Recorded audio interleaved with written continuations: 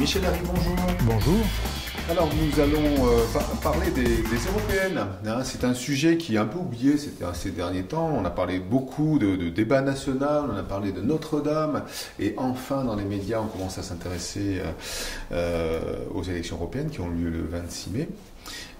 Donc vous êtes le troisième candidat, enfin pas candidat, représentant. Hein, oui, je ne suis pas candidat. Je ne suis pas candidat. J'ai pas mal à faire en ce moment. Voilà, vous avez pas mal à faire.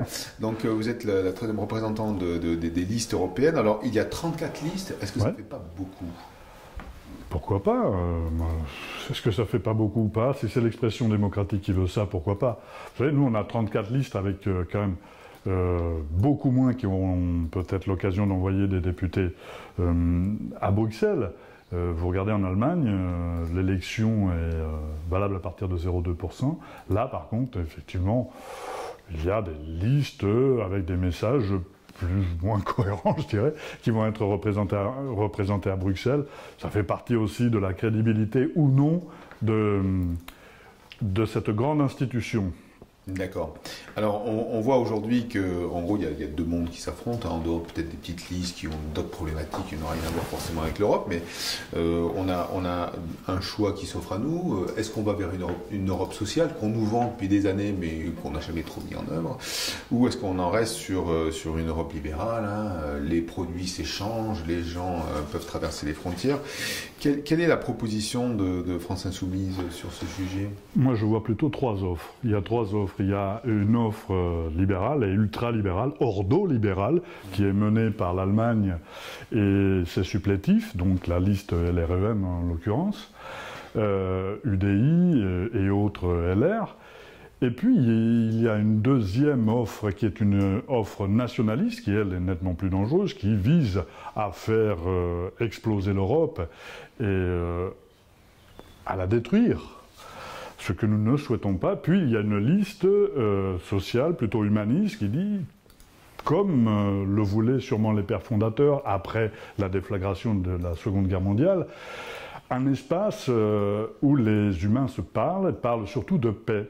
Et on parlait d'abord des gens et pas forcément du marché. Et puis a été mis en place la communauté du charbon et de l'acier, puis la CE, Communauté économique européenne.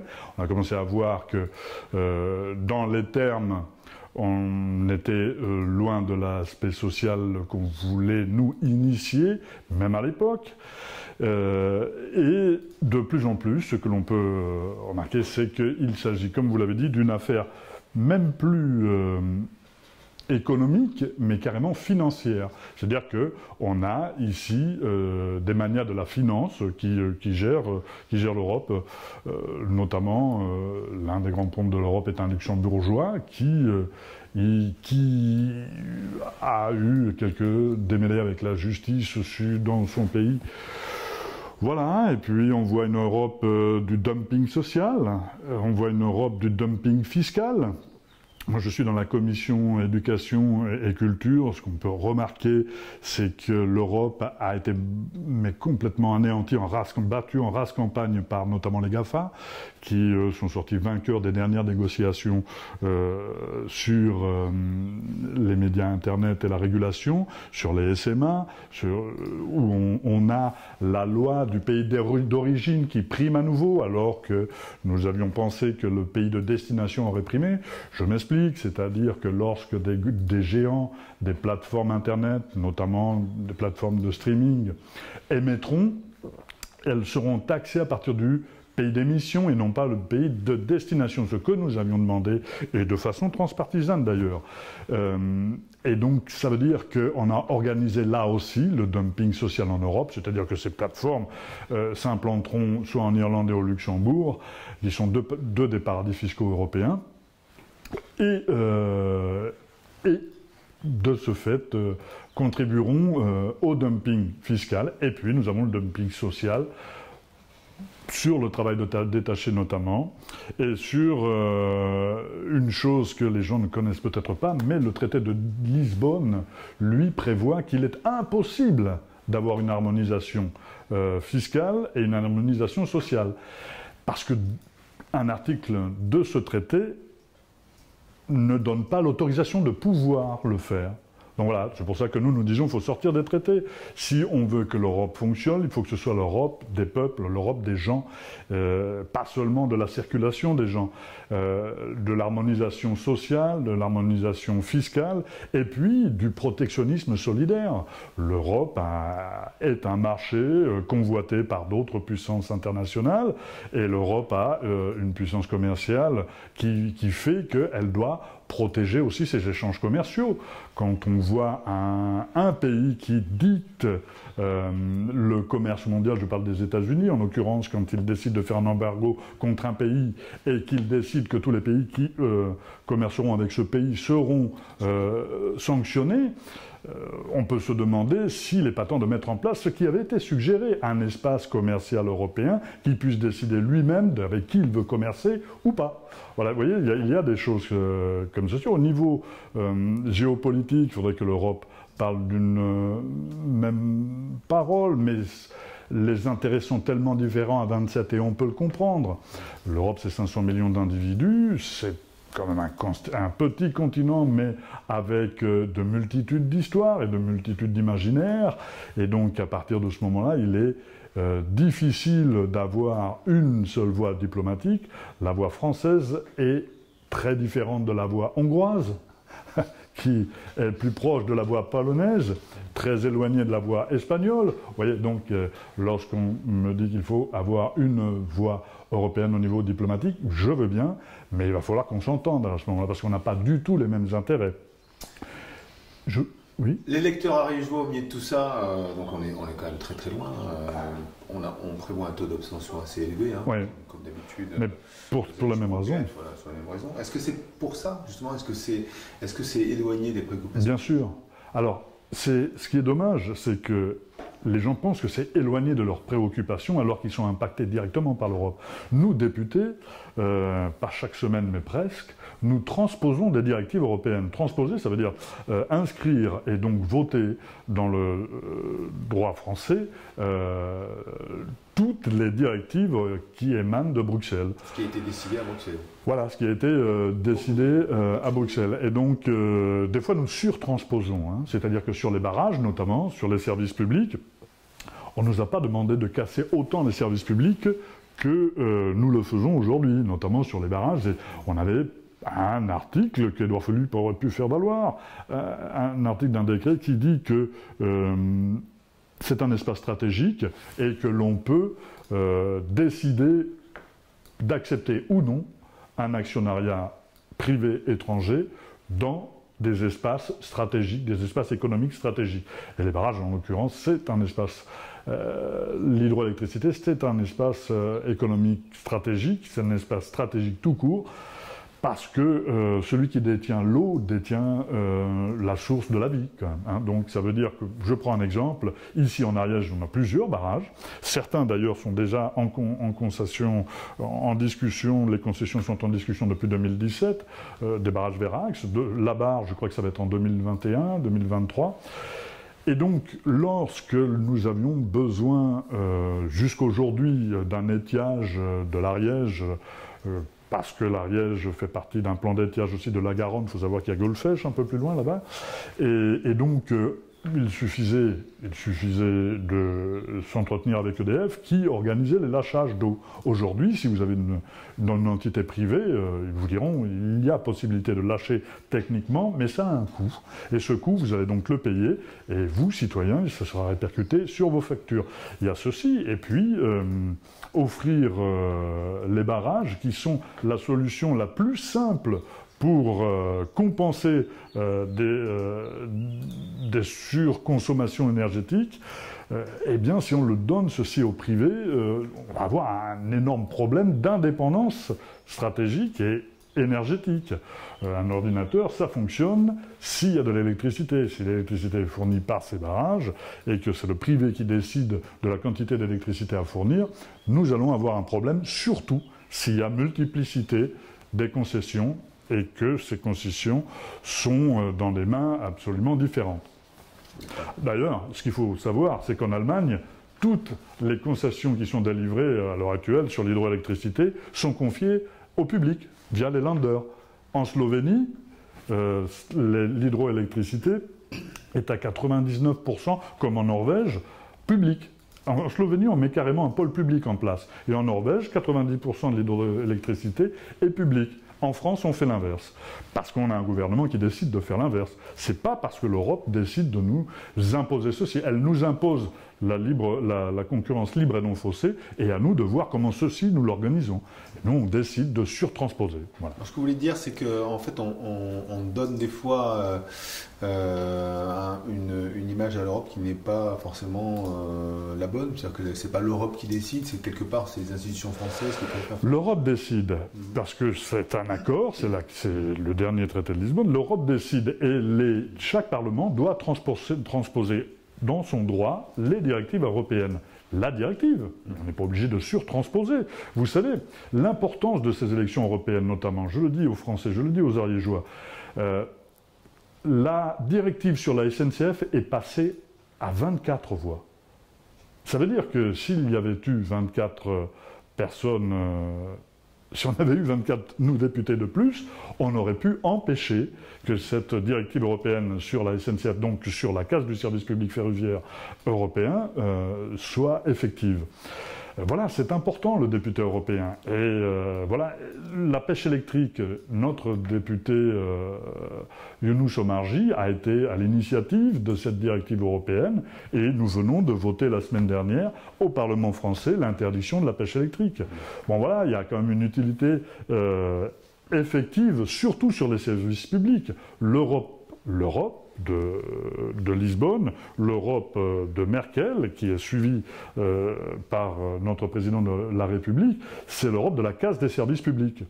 Je crois qu'il faut s'en inquiéter. C'est pour ça qu'il faut, je pense, aller voter. La première des choses, c'est aller voter. On prévoit une grande abstention et je le déplore.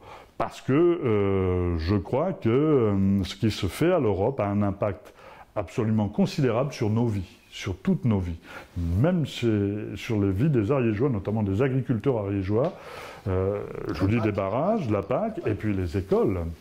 Les écoles, bien sûr, toutes les écoles. Vous savez, on essaie de... Moi, j'ai voté contre et j'ai expliqué pourquoi j'étais contre les écoles hors contrat, parce que je suis pour l'école de la République, premièrement. Je ne suis pas capable, et je crois que peu le sont, de pouvoir juger d'une pédagogie alternative. Mais ce que je pense, c'est que ces pédagogies alternatives peuvent être expérimentées dans le cadre de l'école de la République. Et ça n'est pas le cas. Et donc, l'Europe a demandé à pouvoir avoir, quelque part, pour eux, une version égalitaire, ça veut dire que le marché soit ouvert, des écoles dites hors contrat. Et il y a eu un vote dans ce sens à l'Assemblée nationale. Nous avons voté contre, et je m'en explique aujourd'hui. J'ai reçu des sollicitations d'écoles hors contrat. Je leur explique que je ne juge pas leur pédagogie, mais que je défendrai en premier lieu l'école de la République, parce que dans nos villages, et là je parle de Moulis, en Gomère notamment, lorsque 17 enfants s'en vont d'une école, l'école devient peu stable quelque part, et elle est mise en danger par le départ de ces 17 enfants. Alors je ne dis pas qu'il ne faut pas que l'école hors contrat existe, ça n'est pas mon propos. Je dis que comment on organise ceci. On aurait pu peut-être organiser l'installation de ces nouvelles pédagogies alternatives, que je ne juge pas, parce que j'en ai pas la compétence, à l'intérieur et au sein de l'école de la République. Et on aurait conforté peut-être même des écoles, au lieu de les fragiliser. Alors, on a parlé d'Europe sociale humaniste, hein, qui est quand même le motif de France Insoumise. On dit aussi que l'écologie, c'est la taille de l'Europe, c'est l'écologie. C'est là où on peut décider ou pas d'utiliser certains produits qui peuvent gêner. Ah oui, vous avez raison. Vous avez vu un petit peu la problématique d'ailleurs de la liste LRM. Nous votons au niveau national l'année dernière l'autorisation du glyphosate pour 3 ans, ce qu'on appelle un bail locatif, hein, c'est-à-dire que dans 3 ans, ils rediront pour 3 ans, ça fait 3-6, et puis dans 6 ans, ils diront pour 3 ans, ça fait 3-6-9, c'est bien un bail locatif.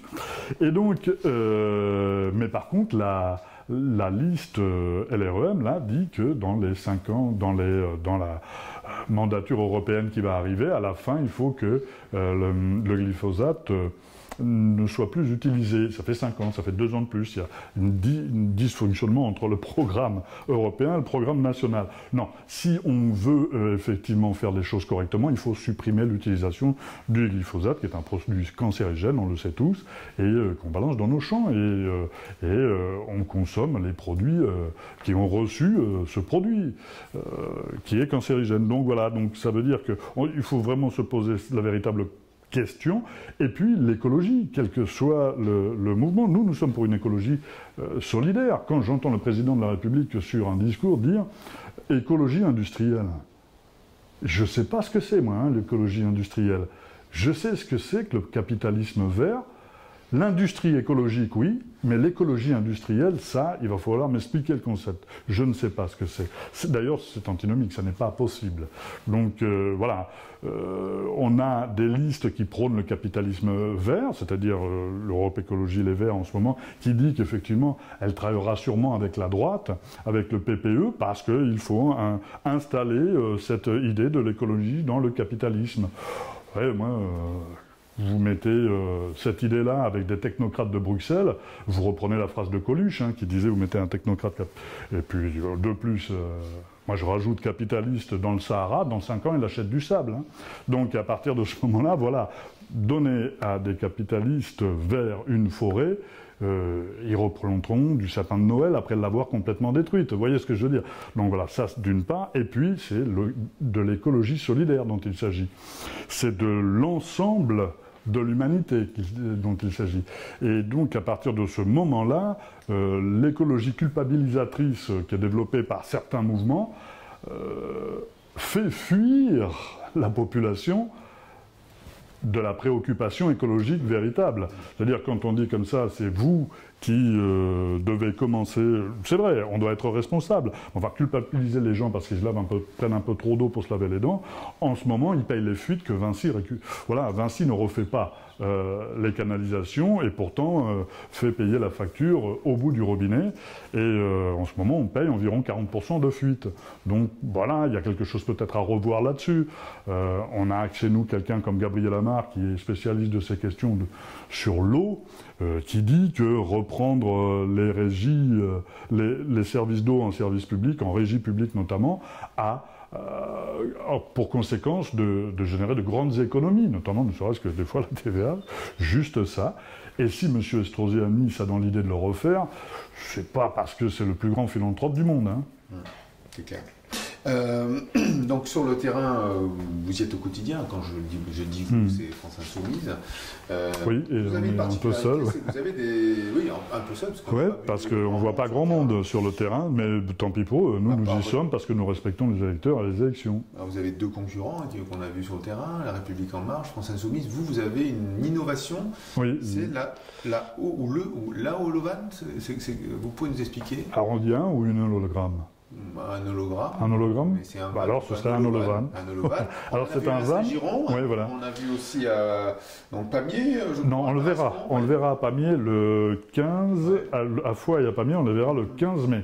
D'accord. Et alors un holovan, c'est un van, je veux dire un petit camion, avec projection d'un hologramme des candidats et des candidates de notre liste.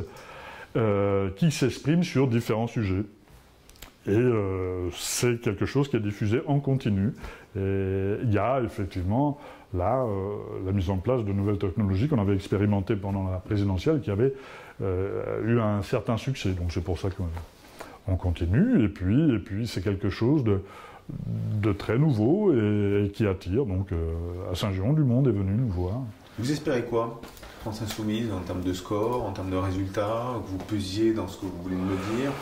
Écoutez, vu comment les choses sont parties, nous risquons d'avoir une très grande responsabilité, puisque, comme je vous l'ai dit, Europe Écologie Les Verts ne fait plus partie du bloc de gauche et ira sûrement à l'Europe vers le bloc centriste ou le centre droit.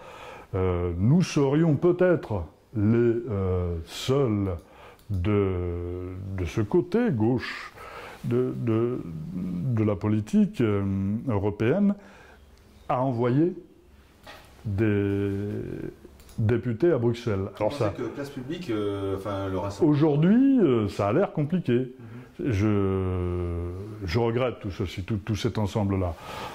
Quand il y a des propositions à gauche, je suis toujours attentif aux propositions. Après, quand effectivement vous avez un PS qui suit cet ordolibéralisme macroniste, effectivement, les Français ne sont pas bêtes. Ils ont toujours préféré l'original à la copie. Donc, ils votent Macron plutôt que PS, quoi.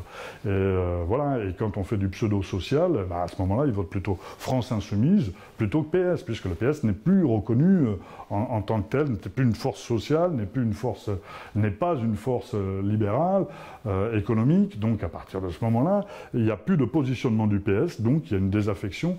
Et c'est dommage, parce que c'est un parti historique. Voilà, on voit tous ces petits partis maintenant qui arriveront peut-être pas à avoir un candidat. Nous aurons donc une grande responsabilité, et les gens ont une grande responsabilité aussi. S'ils veulent voir des candidats, le maximum de candidats, de députés européens à Bruxelles, leur intérêt, c'est de voter pour la liste France Insoumise. Parce que nous, dans notre liste, c'est une liste de rassemblement. Nous avons des socialistes insoumis. La semaine dernière, j'ai fait une réunion publique avec Maïri Noël-Lindemann, qui est sénatrice PS, qui fait la promotion de notre liste, qui a créé un mouvement avec Emmanuel Morel, et ces gens-là sont sur notre liste. Nous avons des Verts insoumis, c'est-à-dire des Verts qui sont d'esprit humaniste et de gauche, effectivement. Et puis, nous avons des communistes insoumis, des partis de gauche insoumis, et puis des altermondialistes insoumis, des syndicalistes insoumis, et des citoyennes et des citoyens tout simplement insoumis, et des associations qui nous ont rejoints, parce que ces associations, altermondialistes notamment, pensent que nous portons effectivement le message d'alternative humaniste qui conviendrait au futur de cette Europe, parce que nous voulons une Europe, mais celle des gens, pas celle de la finance. Bon, en tout cas, bon courage parce que vous êtes sur le terrain aussi, vous faites partie des gens qui les 17 députés, oui, les 17 députés, on est sur le terrain. Là, je pars en réunion publique à Perpignan, puis je vais en réunion publique à Cannes, puis je crois je suis à Rouen. Voilà, vous voyez, donc on sillonne, c'est-à-dire que nous faisons campagne, parce qu'il y a des élections, alors nous faisons campagne. Merci Michel. De rien.